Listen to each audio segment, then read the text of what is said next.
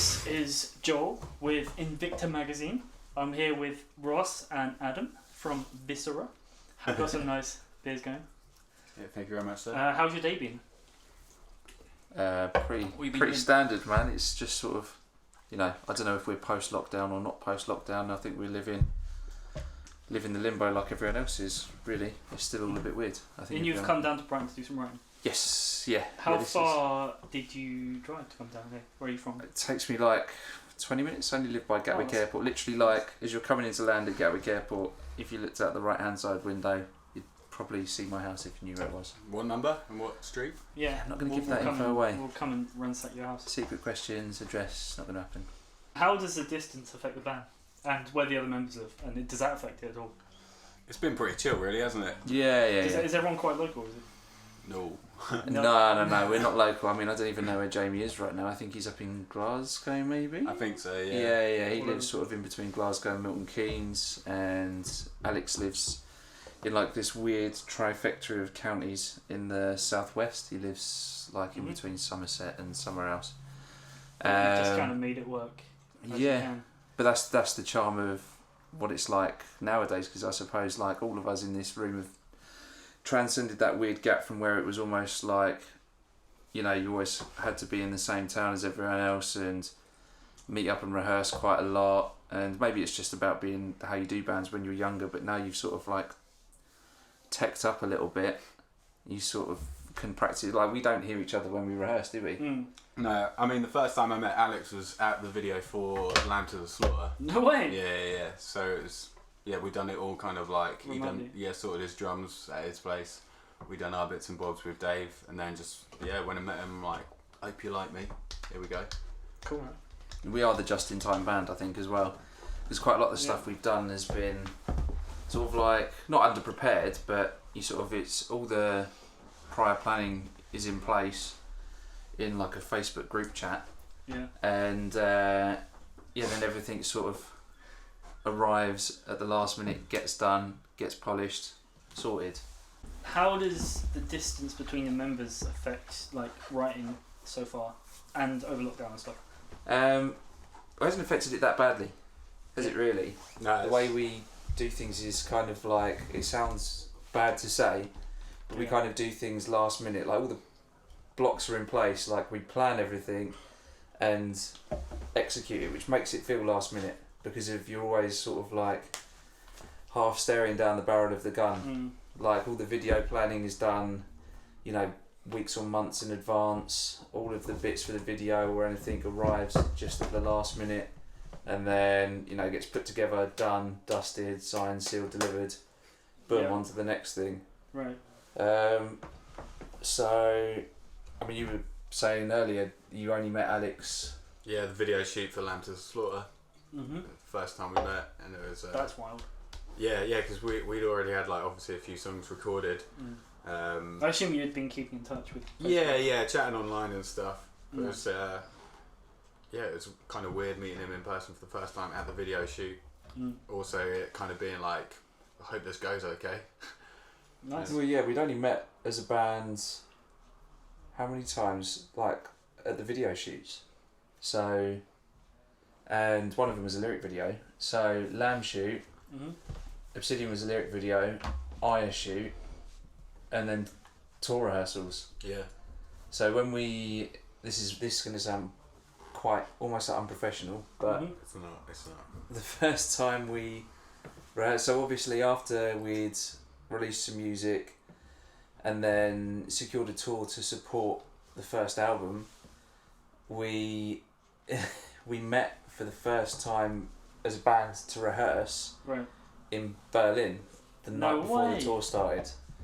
So you had never rehearsed together before? No. So we were like, we were in the deep end at the bottom trying to swim upwards together. Wow. Yeah, the day. How many rehearsals did you have going up to that? So we met up the night before that. Yeah, didn't we? We met up the night before that with Alex, and I can't remember now. So I think Jamie was worried about his voice because he'd been a little bit ill. So he thought maybe if he turns up to rehearsal for a couple of nights preceding the tour, then that'll just rag his voice out and then it'll affect how he performs. Right. Okay. So we would have met them, but then we did like an instrumental rehearsal, made sure the rig worked, which did work fine for that one. Then we turned up to Berlin, and the rig had some faults with it, so we didn't even really get to rehearse in Berlin, did we? We spent the rehearsal just having a stroke. Right. Yeah. Pretty much, man. Like, what were you stroking? So you just released Obsidian. Well, I say just released March. So the world paused in March, didn't it? It did. So technically, you released Obsidian yesterday. Yes, basically, yeah. Last Friday. How did you go around writing an album? Whose idea was it? How did it come together? Whose idea was the album? I think we whatever. all decided that bands release albums, so we thought we'll do one of those. Wow. Yeah. It's pretty revolutionary. Yeah. How did we? Because we jammed a little bit before the band was even a thing, really. Because I was in Abhor and Decimation, and you know we'd always knew that we had. This is like our. How did you meet? It's really romantic. Yeah. When was your first kiss? Literally straight away. Just saw each other and was just like, let's just go for it. That's it. Yeah. So anyway, the writing process of the album. Writing process of the album. Yeah, so we'd met up like a few years before, and we had this rough idea that was just floating around. And then you were chatting to Jamie. Yeah. Me and Jamie and Alex were talking about doing something for a little while, and it didn't seem to. There was other people involved as well, so it was me, Alex, Jamie, and two others, and it was just a WhatsApp conversation. Like, it would be really cool if we did this, right? And nothing happened. So then, this is kind of a long way to answer how you write an album. Go ahead. So yeah, nothing was happening, and I think me and Alex were getting a little bit more agitated the fact that nothing was happening. So I disappeared off, and obviously we'd been jamming. So then I said, you know, there's an opportunity for us to do something here, so we should start writing some music, and we started writing, and then that's when I started talking to Archer as well. Archer's our bass player. Who Dave was Archer. Yeah, he used to be back in the day. He used to be the bassist of Abhor and Decimation. So I've known him for quite a while. You've known him for quite a while. Top as well. geezer. He's a top been in geezer. the band, Absolute top geezer. He's a top geezer. top lad. And yeah, we just started batting ideas backwards and forwards. Archer kind of works better by himself, Right. so he just disappeared off, and you know, clubbed together some ideas, and then you and me sat there in front of a blank Cubase screen, worried about what the hell we were Like you've doing. just done for the last hour. Yeah. Sick. Just to Nice. move like a snail pace along. So we'd be well happy with, you know, what we'd done, and then Archer would come back and just be like, I've done this. And we're like, oh, okay. That's infinitely better than what we just spent Yeah, 4 hours yeah. writing. Yeah. Yeah, but that's the thing. That's like how it is. the bulk of it, to be fair, was written literally downstairs from where we are now. Just, you know, That's where the magic happens. yeah, and with like group conversations, like even the Facebook group chat, someone will post up an idea and it either gets like, that's good, or it gets crucified and you like run away for a little while and cry and then try and come up with something better, and then it all got smashed together into Obsidian. Yeah, it kind of That's the came way out of the nowhere, cookie didn't it? Yeah. Who are your influences? For writing? Yeah. Okay. Both with the album, the new stuff, whatever. What do you think? Influences? Or as players, I guess. Let's go influences for the album first. That's probably a good idea. Yeah. It is quite varied because we all come from different backgrounds. So, I mean, You right, mate? We've got no influences. yeah, we've got no influences. We don't know who we're like listening to. fucking queen of death. Who the fuck do we listen to, man? Yeah. Brand of Sacrifice. This is staying in, by the way. Yeah. Okay, alright. cool. Thanks. Sick. Yeah, Brand of Sacrifice. Yeah. Listen. Like so when we were writing and jamming together, they released God Hands. Yeah, they had That like they had the or EP Dead out Heads. as well. Yeah, they had that EP. So we were The listening to Interstars, stuff, getting yeah. super demotivated, thinking, "Fucking hell, that album's fantastic." And Lorna Shore did that to us as well. Just after we finished the album, Lorna Shore released Immortal, yeah. and we were just I like, fucking love that album. "Shit, I that can is say so. better than everything." But personal influences for us would have been like, yeah, modern deathcore standards, Die Art, even stuff like, I would say, weirdly, like Carnifex, Whitechapel, Yeah. Archspire as well. Though. Archspire, yeah. With the turkey stuff. Yeah. Yeah, definitely. Jason Richardson with Chelsea Grin, love Chelsea Grin, they're sick. Yeah, because they dropped that album as well. Born So of basically Sinners. we just listen to Yeah. stuff and just think, yeah, we'll have bits of that, Are you working on new stuff right now? That's a stupid question. I just watch you write. Yeah, we did just watch us write some stuff. So yeah, we are. Is it? How much can you say about that? If you can We say can literally absolutely nothing, say that we are writing new stuff because I think the world and his dog is writing an album at the moment. So if we were not writing stuff, then we'd be sat around doing nothing. Yep. I guess true. Yeah. I've written down on my notes? How did Rona affect Faces of Death tour / Techfest / other bands? Oh, it fucked it. It completely fucked it. Yeah. I think obviously for everyone in the world. I was saying this to Jack earlier, how I saw you guys at that London show, and it was like a couple of days after you were told that you couldn't do the rest of the tour or something. And then we met up like an hour after you played, and you were fucking livid. Oh yeah. You were just in the worst mood. That was someone else's fault. I won't name him. One because I don't know. Boris Johnson. Yeah. One because I don't know. Worse than Boris Johnson. Dude was a dick, but it doesn't matter. Okay. Show was still fun, and it was still cool to see loads You of guys people ripped. there. You guys ripped. Thank you very much, sir. But yeah. So like literally, we played Glasgow the day after, and then it got cancelled. I thought you were about to say we played Glastonbury the day after. That'd be nice. That would have been good. Next year maybe. Yeah, just before Oasis. Yeah. Yep. Before Beyonce. That's on at the same time on the same stage. Viscera, Oasis, Beyonce. All together. What a lineup! What like a super group. Super group, man. Yeah, check it out.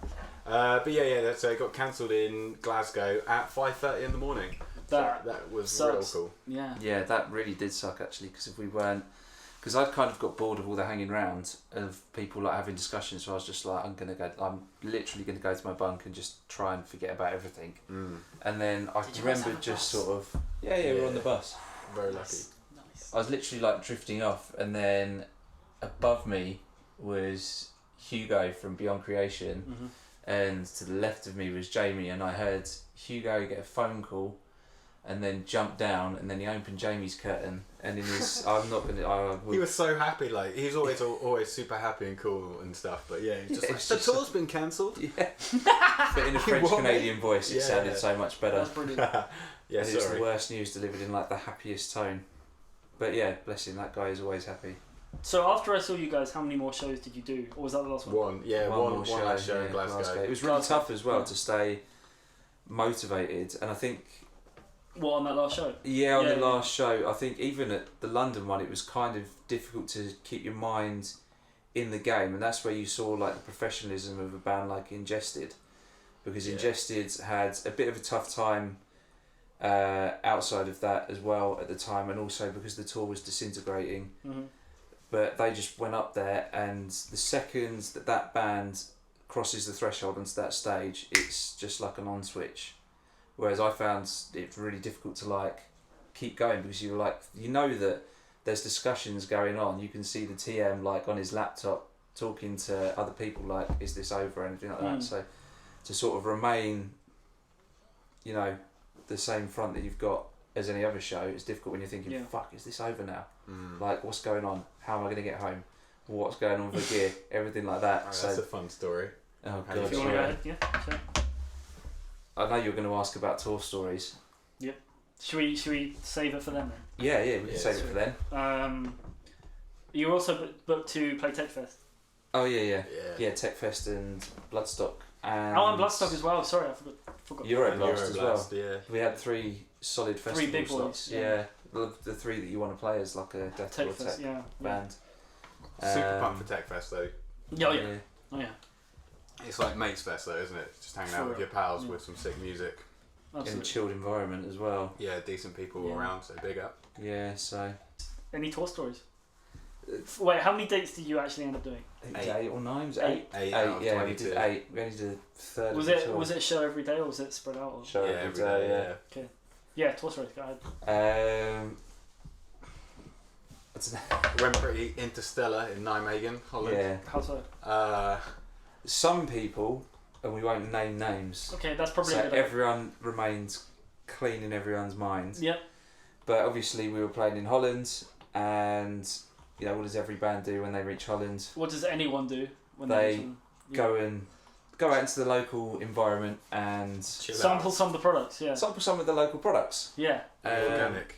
Yeah, the organic products. Mm-hmm. We could still be talking about prostitutes. I was trying to steer it away from prostitutes. Wait, are we not? Oh no, we're not. Oh. Oh. Sorry. But yeah, we basically stocked up On prostitutes. on prostitutes. Yeah. Okay. Yeah. Nice. No, so we went to a cafe. Some people went to a cafe, and then we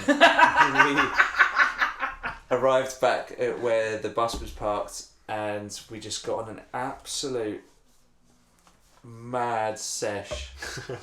It was horrendous. Right. Like Some people were absolutely spannered, but then the bus drivers came around the corner at when it was peak times. Right. Bus driver came around the corner and he was just and the TM, and they were just like, what are you doing? We've got 20 minutes before we've got to go. And everyone, some people had a lot to get through before, because obviously our next show was in London, so there was no crossing the border. Right. So you just had to tank. No product. So the people that were involved in that had to hoof down quick, and Right. I bet you slept well on that journey. you might as well have flown over. Right. Yeah. Some people were 6 foot above the ferry, levitating when we were Wow. going over, I think. So, But yeah, obviously, tour stories are minimal because if that was our debut tour and it got cut short. The only other one that sticks in my mind is the fact that the tour got cancelled in Glasgow. mhm. Now, I've flown with guitar equipment before, Mhm. and I'm sure loads of other people have, Mhm. and you get to baggage handling and you're left with just broken pieces of shit. Yeah. So I wasn't up for that, and Alex the drummer wasn't up for that, so we decided to drive out. We decided it's not that bad if you drive out to I Germany. remember this happening actually. It sucked so bad. How long were you driving for? Oh god, don't. So the tour ended in Glasgow. Mm-hmm. Ken, this is it. It's all coming clear to me now. Ken Vadim from Aborted was drumming for Decapitated on that tour, Right. and he was worried because he's from Northern California, so he was worried. He was watching news stories and reading stuff, and he was just saying I might not be able to get home. Right. So he was the most and obviously he's got the furthest to go. Mm-hmm. So he's the priority on getting back to Home, where he's from. Yeah. So he was able to book a flight. He was looking at flights downstairs in the bus. He was able to book a flight from Glasgow Airport that left in a couple of hours. So he just zipped. Yeah. So when the tour was off, all of Ken's gear was in the far end of the trailer. Right. So everyone sort of pitched in, hoofed all the stuff out of the trailer. 5:30 in the morning after playing a show, and the tour being cancelled, so you're in the best of moods. So we had to get all of the shit out and then get his stuff out. He got in a taxi, I think, and then got to the airport, and then Please tell me he made the flight. he made the flight. Yeah, funny story. Ken actually got home before I did. So then, because me and Alex had driven and we'd parked the car in Berlin Brandenburg Airport, Mm-hmm. we had to remain on the bus all the way back to Europe. So the other guys, Jamie got off. Did Jamie get off in Glasgow? He went down to Birmingham. Oh yeah. With Sean, yeah. The coach drivers were pretty cool. They did a few drop-offs in the UK, so they let Sean Loki, Mm-hmm. respect, Top geezer. off at Birmingham Airport and Jamie off at Birmingham Airport, and then they got public transport back to their houses, and then they let you off. No, I had to go in with on the other bus. Oh, you went on with Lorna, didn't you? Yeah. Yeah. So London. the other bus, there was 2 buses on the tour. There was a small sleeper. Lorna Shaw were on that one. Mm-hmm. You got in with Lorna Shaw to Heathrow. Now Lorna Shaw had a tough one as well. Oh shit! Yeah.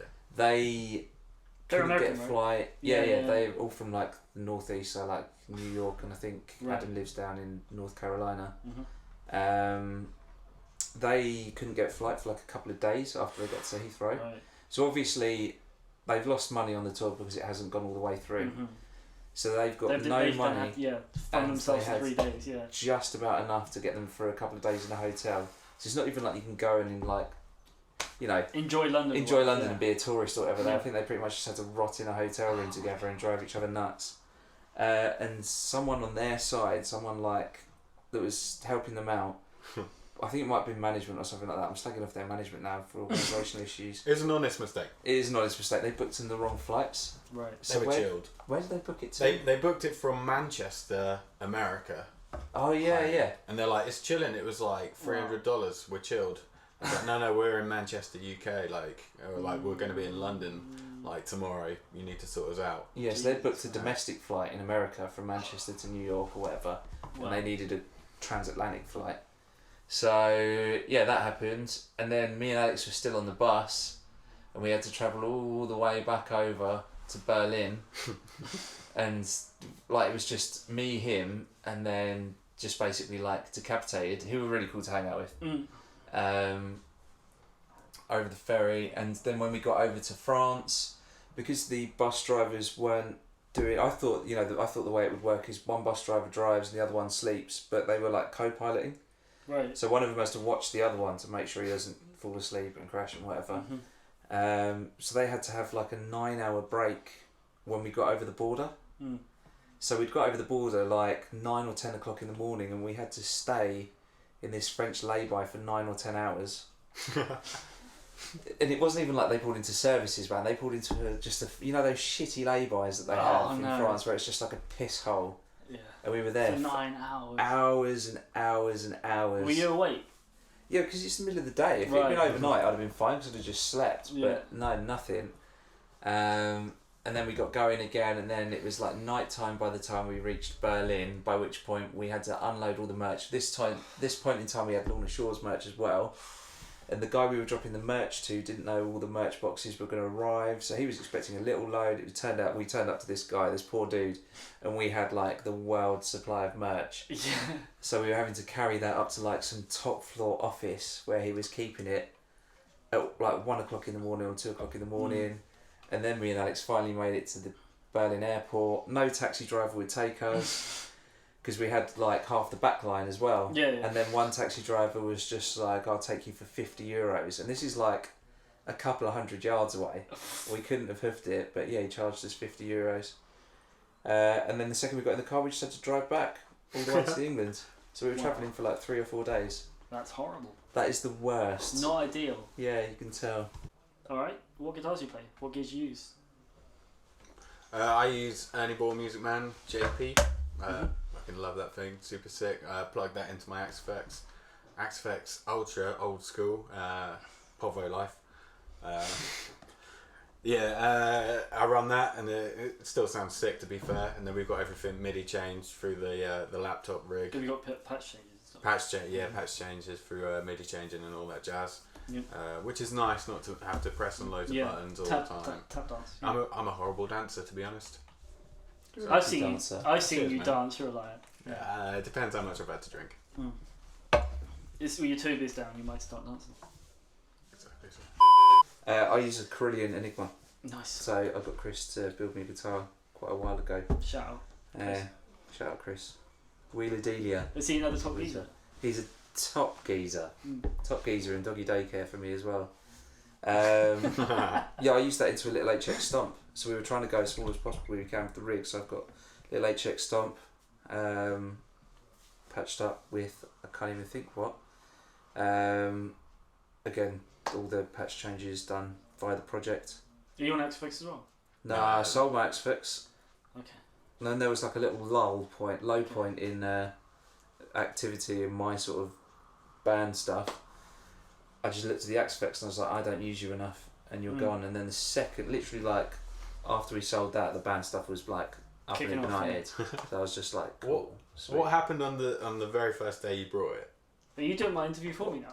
No, but it's a good story. Cause my Axe-Fx? Yeah, it's typical Lenny, man. Oh man, Lenny's luck. Yeah, Lenny's luck. I literally plugged in my Axe-Fx and stuck it on top of a spit. I think I was running it direct, but I just had it on top of a cab and just hit a few fucking low chugs, and it just reverbed and just like fell onto the floor straight away. Did it like break the jack socket? Yeah, it smashed the jack socket. Sick. Yeah. First time use. Yeah, literally the first time I played it.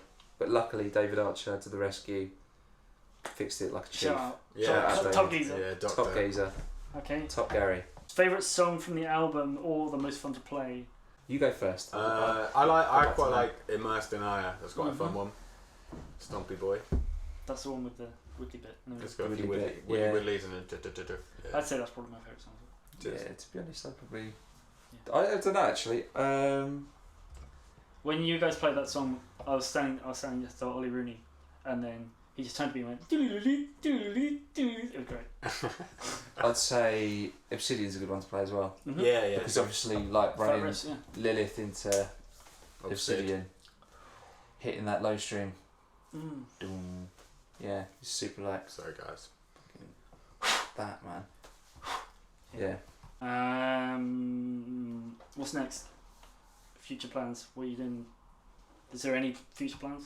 I don't know. Can anyone have future plans at the moment? Yeah, man. January. Oh yeah, shit. Absolute big boy. Plug away. Plug. Yeah, we're off on tour with Rings of Saturn and the Black Dahlia Murder. That's insane. Yeah, it's going to be absolutely ridiculous. Yes. 6 weeks around UK and Europe. How many days? Sorry? Everywhere, man. That's 44 days. Something crazy like that. And I looked through the routing and I think there's like 1 day off. 3 days off. Oh, Is there 3? God. Oh, sick. That's gonna be. If it insane. happens, we don't Yeah. know. Fingers crossed, everyone. Fingers crossed. Touch wood. Who are your favourite all-time bands? Favourite all-time band Yeah. is Megadeth. Okay. Yeah, Sick. just Yeah, because they're I've been fair. into They're them. Like they were in. They had a feature on them in Total Guitar when I was like a proper kid.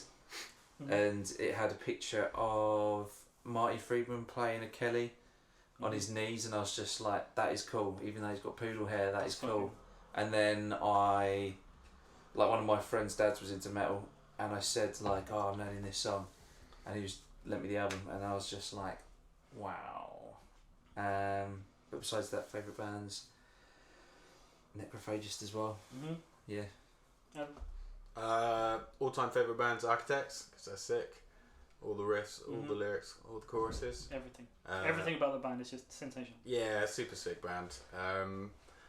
Otherwise, Chelsea Grin, really liking them. Thy Eyes Murder. Who else have I been listening to lately? Make Them Suffer, yeah. I absolutely love them. Alpha Wolf as well, been digging their I was stuff. listening to Make Them Suffer's new album the way down here. Mate, banger. It was insane. Yeah, so good. They smashed it with this one. Yeah, it's great. Anything you've been listening to recently that you want A Virgin's Crown. Virgin's Crown's the one, yeah. Yeah, killer album. Yeah. I saw Berry, you must know Berry on Instagram and stuff. You must know. Yeah, man. Girl keys player. to? No. She done like loads. I think she done. She always does like deathcore covers. She's really good. Okay. What's her surname? What's her surname? What's her band name? Oh, no, Jack Hesham, but yeah. I Yeah. can't remember what band she Is it something about the Nihilist? Hang the Nihilist? yeah, maybe. Yeah, I'm so sorry if that's We should have wrong. got Jack to be the guy who looks the things up. Yeah, we This should is have where- got this is Producer where it's Jack. gone, man. Producer Jack. This is pretty Fine. much Joe Rogan, isn't it? This is Joel Yeah. Rogan. Yeah, I'm gonna ask Jack. Yo, Jack. What's her band's name called? I'm gonna look What's it up. that? What's that band with Berry. Berry? Hanging the it's- Nihilist. I was he right. says. He I was right. That's staying, by the way. Cool. Big up, Berry. Yeah. Yeah. Anything else you want to do? Let's put me on the spot. Can't think. Like I've got a varied taste in music where I don't listen to the same 3 albums over and over again. Same, man. Yeah, same. Like we said at the start, but I've always listened to the Brand of Sacrifice stuff since I found it. Absolutely. Smashed the Lorna Shore album. Oh man, Back to front all the time. I got really into that and just had it on repeat for like days. It's so good hearing it every single night as well because Oh, they're yeah. really they good live. Yeah, they were really good live, and they had Will Ramos on vocals. Yeah, he done such a good job for him. Yeah, it was fucking terrifying listening to some of his lows. Like Oh, he was insane. Yeah. through some of the systems that we had, because like obviously you got to see it at London, which had a good system, but like when we played, we play gigs with good systems. but when we played Nijmegen, that was amazing. That place, the sound in that place was mate, yeah. insane, and he sounded so good. So Lorna, the Virgin's Crown album, Alpha Wolf, you've got me into. Yeah, super They're- sick. Make Them Suffer, you've got me into. They're very good. Yeah. There'll be Okay. another one that I come across later on Snapchat. Give I you a should text. have said that. Yeah. Yeah, I'll text you. Or just film yourself saying that band And they'll just edit it in. cut it in. Yeah, that'd be hilarious. Okay, I've got one more question, and then that'll be it. Do you ever bend an open string above the nut to flex on dudes with headless guitars?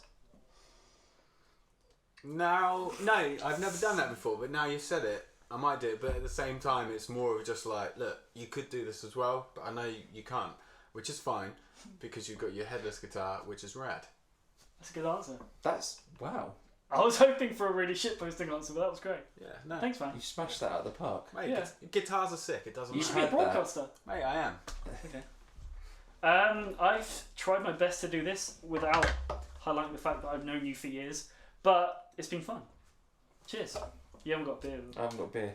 Okay. Right, get out. Viscera with Invicta magazine.